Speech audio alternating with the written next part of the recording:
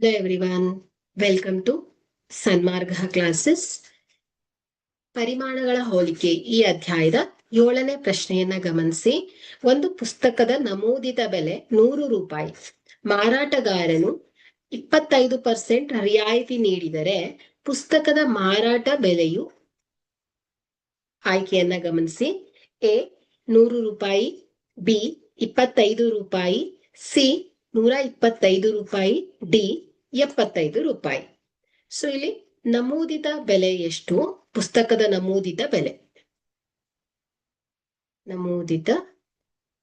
ಬೆಲೆ 100 ರೂಪಾಯಿ ಅಲ್ವಾ? ಸೊ ರಿಯಾಯಿತಿ ದರ ಎಷ್ಟಿದೆ? ರಿಯಾಯಿತಿ ದರ 25%. ಓಕೆ, ಸೊ ಈಗ ನೀವು ರಿಯಾಯಿತಿ ಮೊತ್ತವನ್ನ ಲೆಕ್ಕಾಚಾರ ಮಾಡ್ಬೇಕಾಗತ್ತೆ. ಸೊ 25% ಅಂದ್ರೆ 25 ಡಿವೈಡೆಡ್ ಬೈ 100 ಎಷ್ಟಕ್ಕೆ? ನಮೂದಿತ ಬೆಲೆ 100ಕ್ಕೆ. ಓಕೆ, ಸೊ ಹಾಗಾದ್ರೆ 100 ಕ್ಯಾನ್ಸಲ್ ಆಗುತ್ತೆ, ಈಸ್ ಈಕ್ವಲ್ ಟು 25 ರೂಪಾಯಿ ಆಯ್ತು. ಹಾಗಾದ್ರೆ ಮಾರಾಟದ ಬೆಲೆಯನ್ನ ಕಂಡುಹಿಡಿಬೇಕಾಗತ್ತೆ.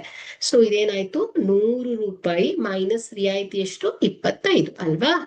ಈಸ್ ಈಕ್ವಲ್ ಟು 75 ರೂಪಾಯಿ ಆಗತ್ತೆ.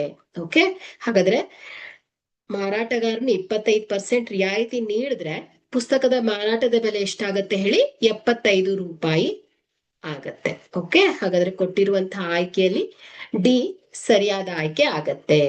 Okay, thank you.